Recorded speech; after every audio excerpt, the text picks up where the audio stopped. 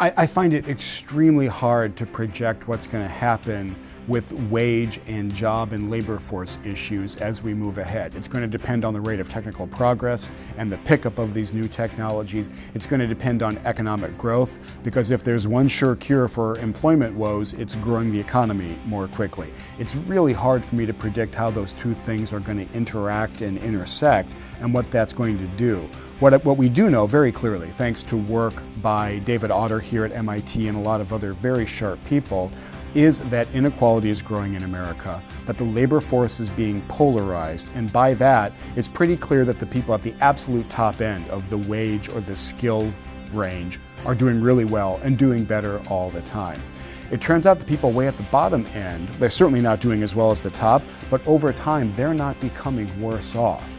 And my explanation for why that is, this is a really simplified explanation, a lot of those people at the low end are doing more manual work. They're cooks in restaurants or busboys, they're gardeners, they're bus drivers, they're working in the physical world.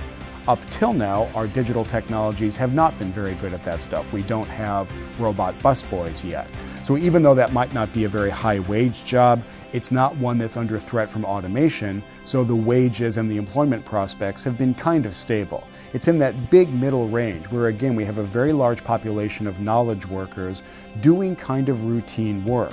Those folk have already been under great downward pressure from outsourcing and from technology and from globalization. As I look ahead, I see that downward pressure only continuing. What I don't know is exactly how that issue is going to play out or what the perfect set of policies are to deal with it.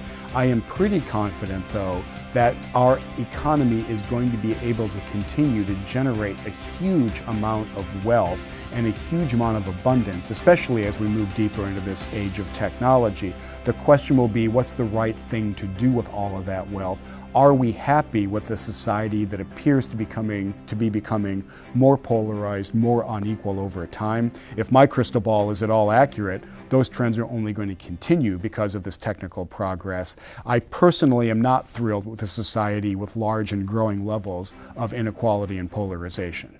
Eric Brynjolfsson and I came across a great quote when we were writing Race Against the Machine. It's from Voltaire, and he says that work saves us from three great evils: boredom, vice, and need. So a job is a great way to get a sense of meaning and a sense of purpose in your life. Most people work not just to satisfy their material needs, but for much bigger and broader purposes as well, in addition to the fact that most people, even today, make their living not by owning capital, but by supplying their labor to the workforce. Now, as our economy changes, there's going to be some stresses brought on by relentless technical progress. The question is, what do we do about it? And there are a few things that we can and should do. We should certainly be fostering entrepreneurship, not because some entrepreneurs get rich and rich people are fantastic, but because all entrepreneurs create jobs and they're going to put people to work. We should also be investing in infrastructure more heavily. American infrastructure is in fairly bad shape and deteriorating over time. And it doesn't matter whether I talk to really smart people who are more right-leaning or more left-leaning. Everyone kind of agrees that having world-class infrastructure would be a great thing for our society and our economy. This can provide a lot of jobs in the short term because we don't have bridge repairing robots yet. So education, infrastructure, entrepreneurship, these are pretty well-established things we can do in the short term to help with this. Longer term, if these trends continue, we're going to have to think about more creative solutions for a world where there is, again, high levels of inequality, lots of polarization, and maybe not a good old-fashioned industrial era job available for all the people who would want one.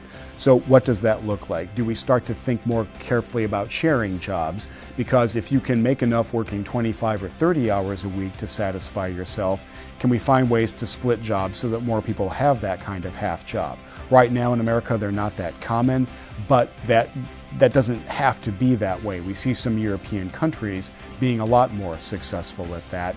It's also true, though, that in addition to taking labor out of the economy via automation, technology is also putting labor back into the economy. And when I look at online environments like TaskRabbit to help people get errands done, or Topcoder and GitHub for coding, and Etsy for selling handmade goods. There are a lot of new ways online for people to find each other, trade, and exchange their labor and their services with people who want it in ways that were not possible before. So the counter trend is clearly going on as well. Technology is putting labor back in. Now, those tend not to be full-time jobs. They tend not to have benefits and health care associated with them. So these are things that we need to think pretty carefully about. But I want to stress, when I look into the future, I see an economy that has a lot less toil and drudgery in it, a lot less kind of unpleasant work, and a great deal more material abundance that should be available to people all throughout the economy and the society.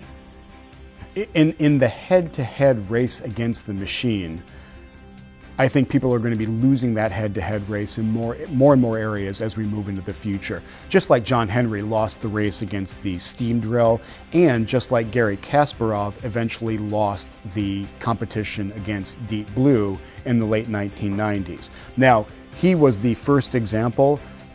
Computer chess has progressed so far to the point where the head-to-head competition, the race between a person and a computer in the game of chess, is completely uninteresting. The computer is just going to win.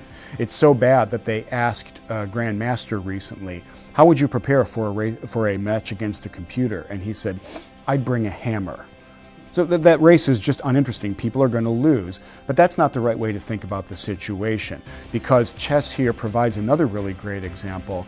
After that head-to-head race became uninteresting, some tournament organizers said, what we should do is actually let any combination of people and computers team up and play against other teams. So they've had a couple of these freestyle chess competitions, and the winners are really interesting.